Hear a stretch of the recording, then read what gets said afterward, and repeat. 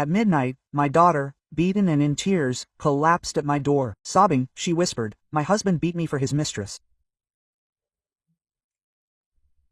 I silently put on my uniform and dialed the number. Let's get to the plan.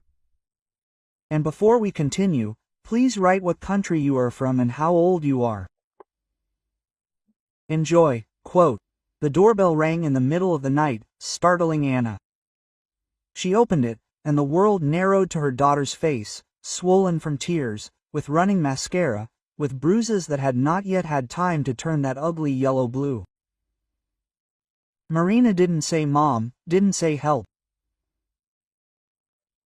She simply lay in her arms, heavy, hot, like a person who had held on to something sharp for too long and finally let go.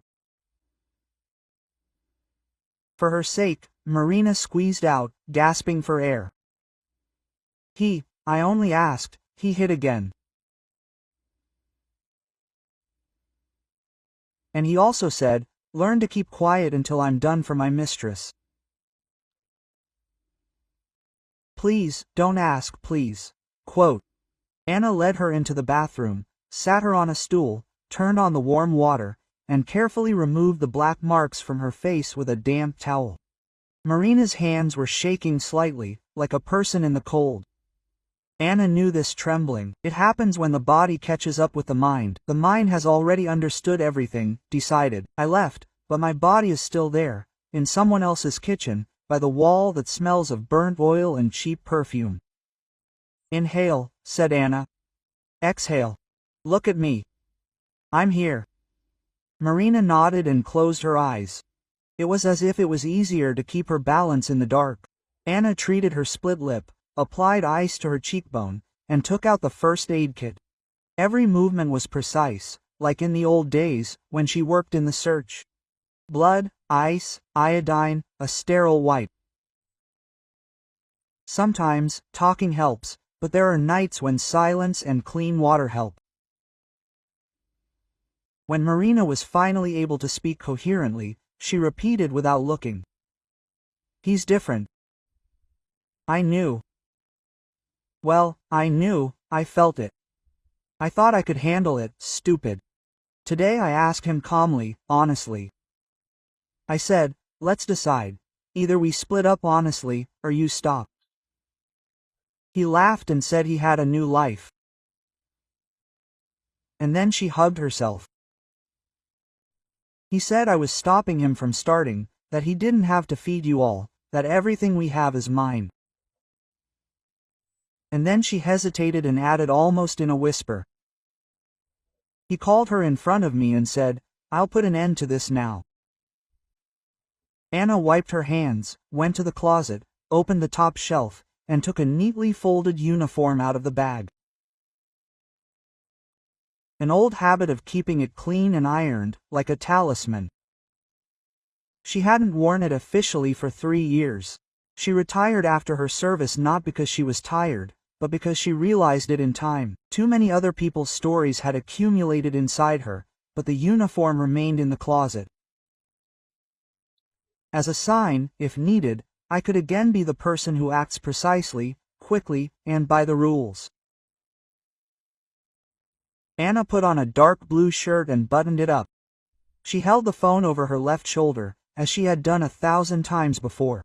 Saryoga, she said curtly when the receiver on the other end picked up. We need a fix. Immediately. Emergency room, then the police department. I have an injured daughter. Do you know the address? Yes. Tonight. The plan starts now. Got it, responded a voice in which there was little surprise and a lot of specificity. The team is on the way. I'll come myself. Anna returned to the bathroom, sat down next to her, hugged her daughter by the shoulders, carefully so as not to touch the bruises. Marina buried her forehead in her collarbone and for the first time that evening, she really cried. Loudly, ugly, like the cry of those who finally stopped holding back. The trauma center smelled of bleach and lack of sleep. The paramedic at the reception was young, but he did everything correctly. He photographed the hematomas, entered the data into the chart, spoke out loud about the nature of the injuries, typical for punches. He gave a referral for fixation at the police station. Anna nodded silently. She didn't need anyone to know who she was. She needed the system to work. Today, for her daughter. Sergei's department was as bright as day. Some were sitting over reports, others were drinking tea from large mugs. Sergei emerged from the office wearing the same wrinkled sweater she'd seen him in on his first outing about 15 years ago. When they were just learning to hold pauses longer than their own emotions. "Let's go in order," he said to Marina. "Everything you can. I know it's hard, but the clearer the better." Marina spoke. Anna listened and counted her heartbeats. It's easier to hold on that way, to translate the pain into numbers. At 10:30 p.m. 3 beats, falling on the table. A threat on the phone from my mistress right in front of me. The words formed a chain. Sergei wrote down, nodded, clarified. At some point, he looked up at Anna. "Video, audio?" "Not yet," she answered. "But they will." He didn't ask again. How did he know? When Anna said, "will," it meant the plan was already living in her head. They returned home closer to 4 a.m. Marina fell asleep on the couch, covered with a blanket, like a child. Anna sat next to her, looking at her face, the same line of eyebrows as her own, the same dimple on the cheek as her mother's. A new, alien mark on the cheekbone. This mark will go away, she told herself. It will go away. Work began at dawn. Anna never confused compassion with action. First, safety, temporary shelter. She called a friend whose apartment was empty. She handed over the keys without any questions. "Live as long as you need." Then came social distancing. Changing the door in Marina's apartment. The locksmith arrived at noon, silently did his job, handed over 2 keys and a receipt. Anna put the receipt in a folder, then the technician. She called Oleg, young, too talented for the small private firm where he fixed people's Wi-Fi when it broke. Anna had once helped his sister with an unpleasant incident at work, without any protocol, simply resurrecting justice. Oleg remembered the camera and sound, Anna said. Unnoticed, legally. "My daughter has more security than any code, but a code is needed too." Oleg arrived in the evening, brought small devices that looked like chargers and smoke detectors, explained how to turn on recording, how to upload to the cloud, how to make tags time. Anna listened as one listens to an anatomy lecture before surgery. Technology wasn't her thing, but she had the tenacity. "He'll come back," Oleg said, not as a prophet, but as someone who had seen too many similar cases. "They always come back, either to beg or to frighten." "He'll come back and be recorded," Anna replied. She persuaded Marina to stay with a friend for a couple of weeks. They also moved the essentials there: documents, a laptop. "I can handle it," her daughter tried to protest, but Anna raised her hand. Let it not be heroism, but simply caution. In the evening, Anna laid out blank sheets of paper on the table and drew a diagram. In the center was the name Andrei. Arrows radiated from him: his parents, his work, his lover, his friends from the gym, his neighbor in the garage. She had no intention of going to them, no intention of persuading anyone, but she wanted to understand the field. Too often, she had seen how in such stories, angles turn out to be unexpected.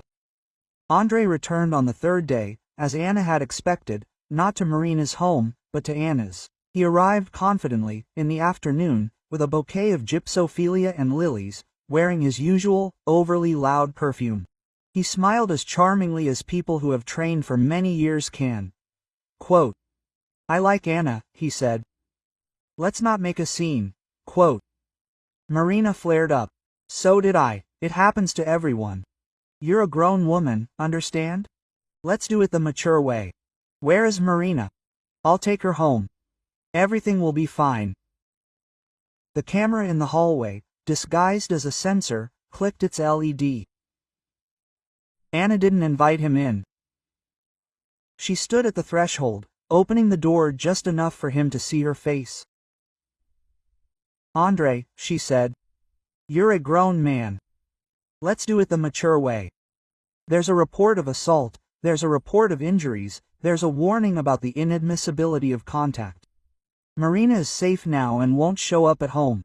She won't show up here either until you go through the necessary procedures." He raised his eyebrows and made something like a laugh. "Are you threatening me with the law? That's ridiculous. I fed your daughter. I provided for your standard of living." You hit my daughter," Anna interrupted softly. And this stopped being a family conversation. It became business. Threats, harassment, psychological pressure. "You may not understand, but the law will." Quote. "I love her," he said suddenly. "You don't understand anything about love. She drove me crazy. She was hysterical. She forbade me." He faltered and added, "Actually, things aren't that simple with us." "I wanted to talk." "You will talk in the presence of a lawyer," said Anna, "and the cameras." He narrowed his eyes, and his mask slipped for a second. He looked at the upper corner of the corridor where the sensor hung and grinned. "You put it here too? Wow, we have a mother-in-law." "Yes, you." He leaned closer and whispered, no longer smiling. "You have no idea how many people are on my side. I will put your report on the table, where you yourself once worked, and we'll see who tells whom to the cameras later." Anna didn't flinch. It was even easier for her when he stopped smiling. "That's more honest." "Excellent," she said. "Put it down. Just don't forget to include the report from the casualty department, the audio recording, and the restriction notice. And the bouquet there too, as proof of your love." "Okay, I'll be back. And a word of advice. Keep Marina away from me, or it will get worse." Quote. "You just made the threat," Anna replied calmly. "Thank you. The camera's recording." He turned white, threw the bouquet on the rug, and left, his soul shuffling loudly. Anna picked up the flowers, carried them to the kitchen, and dropped them in the bin. Not because she wanted to keep them, but because she didn't like trash in the hallway. Sergei responded quickly to the recordings, filed a report for violating the warning, and attached a printout with the words, "It will get worse." Marina these days was like someone who constantly remembers calling herself by another name. She would sit quietly, look out the window, and whisper, "That's it, that's it, that's it." She would suddenly burst into laughter in the kitchen over a silly video clip, or wake up in the night and wash her hands endlessly, as if trying to erase the scent of that evening. Anna was there, without imposing herself, helping her choose a psychologist who spoke with questions rather than cliches. She transferred the documents, opened a new account for Marina with her signature, under her control. It was the simplest way to regain a sense of self. Sometimes, self-identity begins with a plastic card and a pin. Anna didn't ask what exactly Andre had promised his mistress, but at some point the answer came on its own. Anna received a message from an unknown number. "Are you Marina's mother?" "I didn't want to. He said everything would be beautiful. He promised she would leave on her own. I'm an idiot. I'll tell you everything. Just don't name me in the case, please." Anna called Sergei. He met a girl in a cafe on the outskirts. They were talking about Andre's messages. "You are my new life. I'll solve everything soon. Everything is clear with her. I have connections." The girl showed him the correspondence where he bragged, "She's weak. Her mother won't do anything." Sergei didn't try to persuade her, simply explained that her testimony would help put an end to it. The girl trembled, but she signed. Sometimes you have to grow up fast. The next leap came a month later. That evening, when Anna was returning home with groceries, the yard was empty, the streetlights glinting in the puddles. Two people were waiting for her at the entrance. Andre and a larger man, the kind who talks with his fists. Quote, "Anya," said Andre, no longer smiling. We'll talk. We're talking in the presence of a lawyer, Anna repeated, or the police. You see, he leaned closer, and a shadow of drunken determination crossed his face. You can do things the good way, or the bad way. I'll take Marina, I'll take the documents and forget you exist. We can settle this by agreement, or we can. He glanced sideways at his friend. He shifted almost imperceptibly, like a chess piece. Anna didn't rummage through her bag. She knew where the camera was by the entrance, knew where the neighbor's car with the dashcam was parked. A map quickly formed in her head. What if her voice got even deeper? The step beneath your feet is broken. If you take a step, you'll trip. There's the smell of alcohol on your jacket. Your friend is with you. There are 3 cameras here. I'll call the police now. From you. Administrative charges for threats and attempting to intimidate a witness. Then there's the trial. Now let's pretend you suddenly developed a sense of self-preservation. They turned and left. The pause stretched out. Andrei gloated. A man off to the side quietly said, "Let's go, Andreyevka, not here," and tugged at his sleeve. He flinched, but complied. He left, tossing over his shoulder. "This will come back to you." Anna watched them until they disappeared around the corner. Only then did she allow herself to lean briefly against the cold wall, just to feel some support. The court scheduled the hearing for the end of the month. Anna didn't go there alone, but with Marina. They sat on hard benches in the hallway, silent, listening to the echo of strangers' names. When they were called, they entered together. The judge, a middle-aged woman with a tired but honest gaze, listened, looked at the photographs, printouts, and audio files. Andrei arrived with a lawyer, who spoke words of emotion, family conflict, and an unwillingness to air their quarrels in public. The judge interrupted. "Litter is dirt on the carpet. Don't confuse it with violence." Quote. Ultimately, the court issued a ruling, a restraining order against approaching Marina and her place of residence, no closer than 50 meters. A ban on calls and texts, an obligation not to interfere with contacting the police and the hospital. Andrei listened, grinned wryly, and said nothing. Their life became a little smoother. Marina got a job in a small architectural office, drew floor plans, listened to music on headphones, and sometimes smiled to herself when she was doing a particularly neat job. Anna cooked soups in the evenings, learning to cook for 2 again. They got up early and indulged in luxury. 20 minutes of silence with tea by the window. It was their new ritual. Sometimes Anna caught herself thinking that her anger was fading. Not because Andrei deserved forgiveness, he didn't, but because holding on to anger was like sitting in a room with the windows closed. At some point, you have to open them. She no longer followed his social media, didn't ask his friends how he was. It was enough for her to know. He wasn't getting close, he'd paid the fine. They were keeping an eye on him at work. Andrei's mistress had disappeared from their circle. Sergei had once said she'd gone to live with her sister in another city. She didn't want to be interested in our case anymore. And rightly so. Anna nodded. Everyone has their own salvation. But one night the phone rang again, too late. An unfamiliar number. A strange voice. It was Andrei. I paused, breathing heavily. "I'm at the hospital. I've been hit. I have no one to talk to. I listed you in the form. Just in case. You can." He sighed. "You can come." Anna sat on the edge of the bed. The cold room was dimly reflected on the screen. She could have said, "No, I had the right." And yet she said, "I'll call Sergei, he'll come." "Me, no, please." There was something dry, broken in my voice. "I'm not asking you to come back. I just don't know how to be alone." "Learn," Anna said. "This is not my lesson for you." She hung up and called Sergei. He swore and said, "I'll go." And an hour later he sent a short one. "Everything's in order." The duty report was issued. Anna put the phone on the nightstand and stared into the darkness for a long time. A thought flashed in her head and died.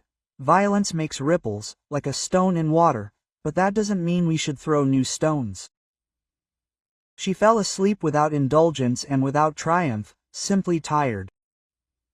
When the calendar turned to the new year, Anna suddenly realized that she hadn't worn her uniform for a long time. She took it out, ironed the sleeves and carefully put it back. That winter plan was over. It worked. They survived, not just physically. They survived, in the sense that they didn't become tougher where they needed to remain soft. In the evening, she and Marina sat in the kitchen and chose curtains for her new apartment. Light, with a high ceiling, in a house that smelled of fresh paint and someone's new lives. Marina unfolded catalogs, held fabric samples to the light, laughed over the names of flowers, moringa, dusty rose, ivory. There was no strain in her laughter. It was simple and warm. Anna caught herself smiling simply because her daughter was smiling. Quote, "Mom," Marina said suddenly, as if deciding on something. "Thank you. Not for being there. It sounds like a postcard. For not letting me pretend nothing happened and not giving me over to my weakness." Anna looked at her carefully. "You didn't give yourself much. You came. That was the hardest part.